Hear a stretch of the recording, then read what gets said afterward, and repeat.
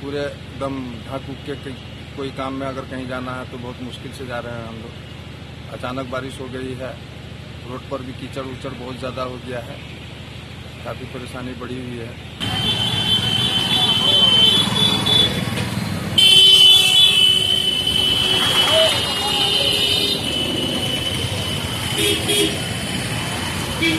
हम लोग को भारी परेशानी हो रही थी। ठंडा, अभी वर्षा का समय नहीं था, वर्षा हो गया, मतलब रोड में पूरे पानी लग गई, ठंडा भी बढ़ गया और बहुत सारी परेशानी।